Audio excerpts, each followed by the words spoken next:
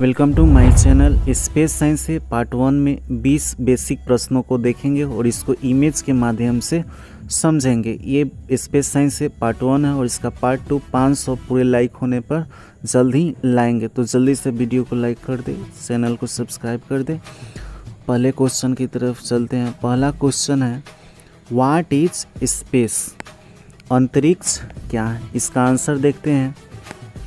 Answer है, It is the extension that exists beyond the earth and between the celestial bodies। मतलब समझते हैं, कहता है कि वह विस्तार जो पृथ्वी से परे और आकाशीय पिंडों के बीच मौजूद है उसे क्या कहते हैं? स्पेस या अंतरिक्ष कहते हैं। यानी पृथ्वी के बाहर जो आकाशीय पिंडों के बीच की जो स्थान है उसे स्पेस कहते हैं। इसको इमेज के माध्यम से समझते हैं। ये है अर्थ, ठीक, और ये है मून, और इसके बीच में बहुत सारे क्या है, रिक्त स्थानें हैं। यहाँ पे सैटेलाइट है, डस्ट पार्टिकल्स हैं।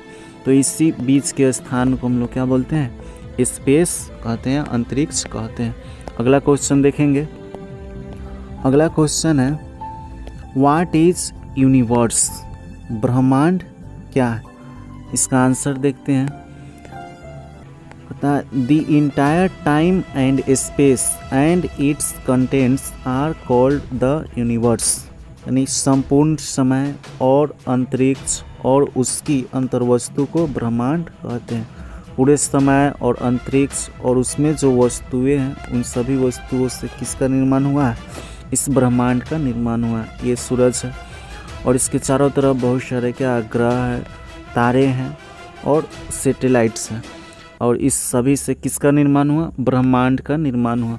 बात करें इस ब्रह्मांड यानी यूनिवर्स का अध्ययन हम लोग किस में करते हैं? तो इसका अध्ययन कॉस्मोलॉजी में करते हैं। अगला क्वेश्चन देखेंगे। अगला क्वेश्चन है, व्हाट इज प्लेनेट?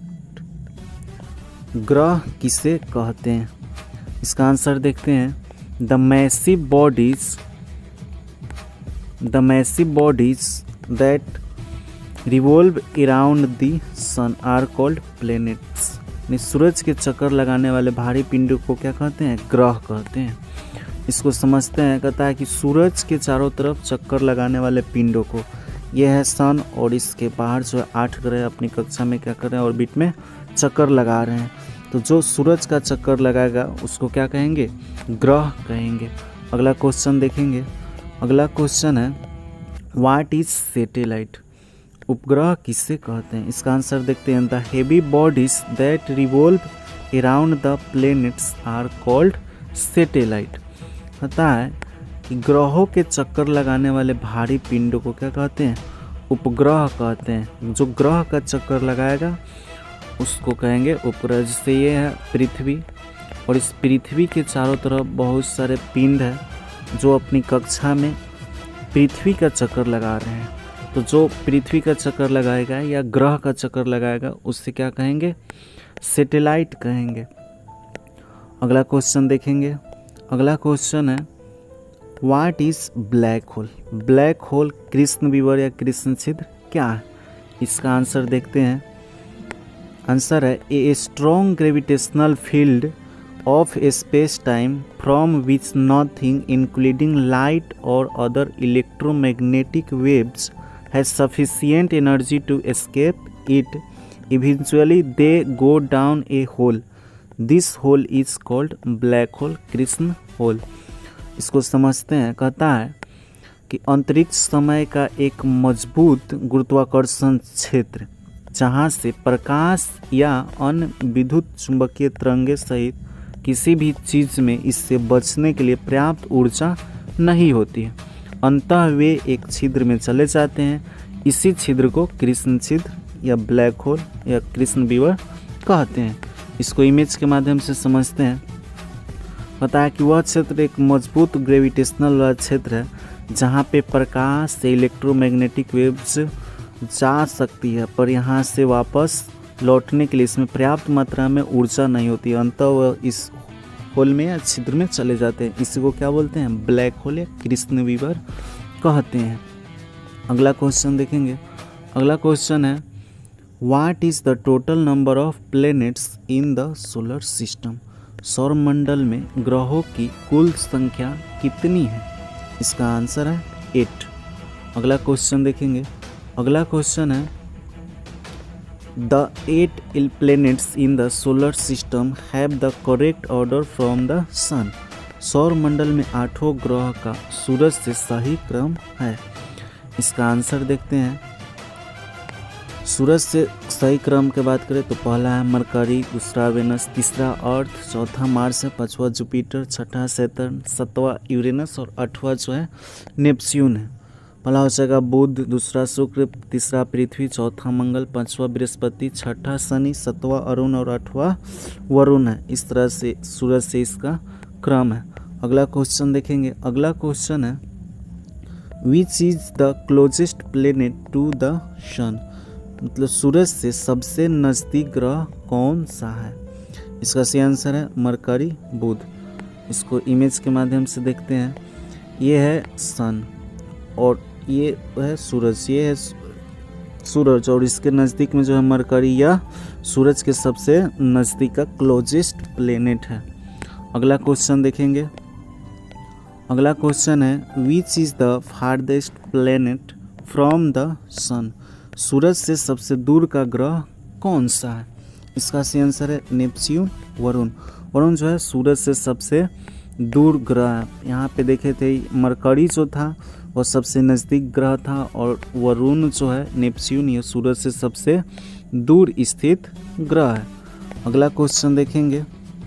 अगला क्वेश्चन है which is the smallest planet. सबसे छोटा ग्रह कौन सा है? इसका सही आंसर है मरकरी। बुध जो है वह सबसे छोटा ग्रह है।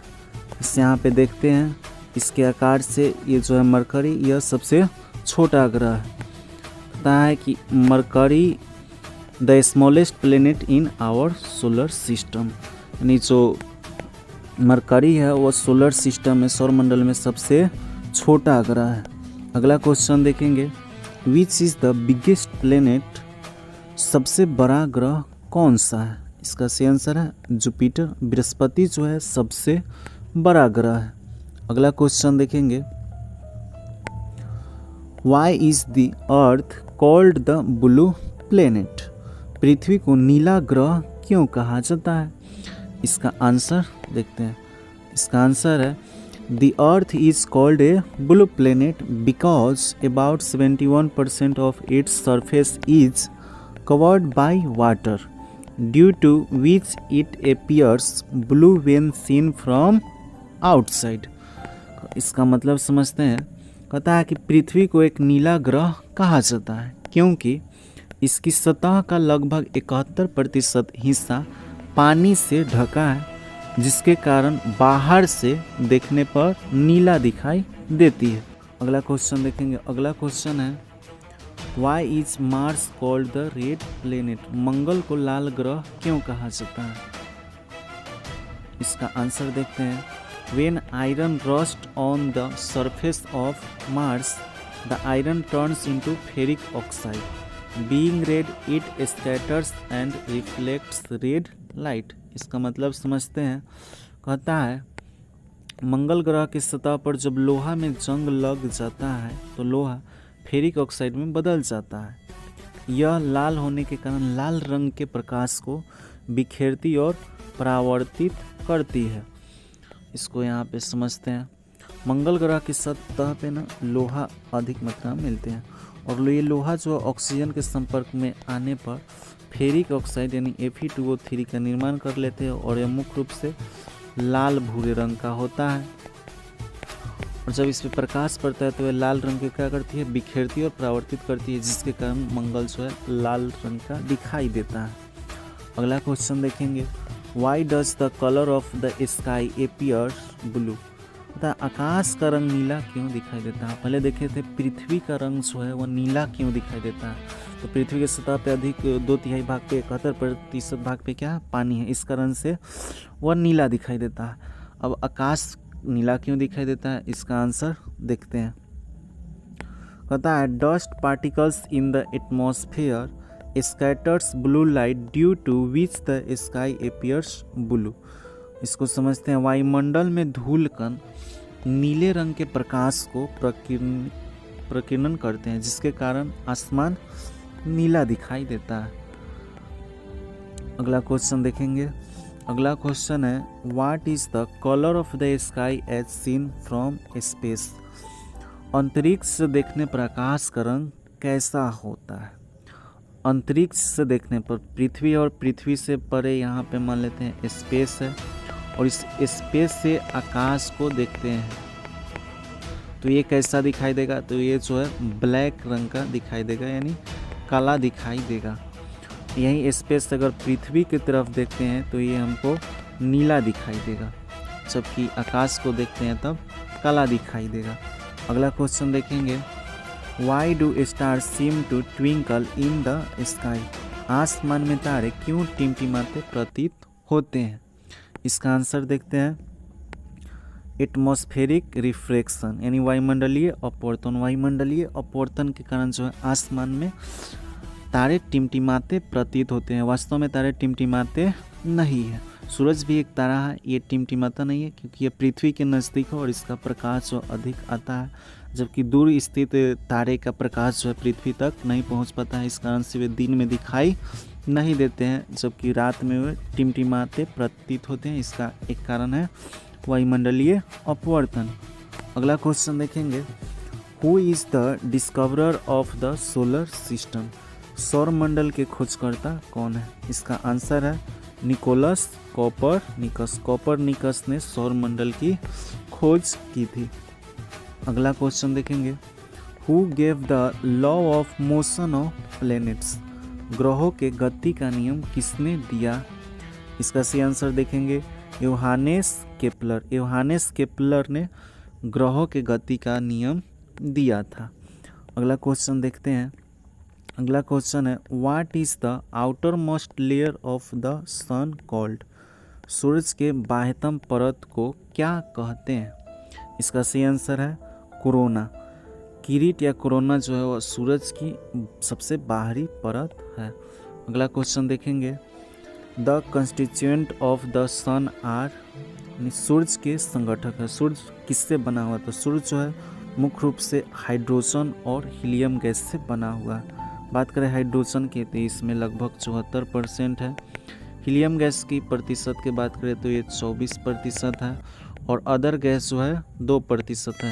इस तरह से सन का निर्माण हुआ है। ये पार्ट 1 है। इसके पार्ट 2 लाएंगे 500 लाइक पूरे होने पर। तो जल्दी से वीडियो को लाइक कर दो और इसको शेयर कर दे। चैनल पर नए हैं तो इसको सब्सक्राइब कर दे।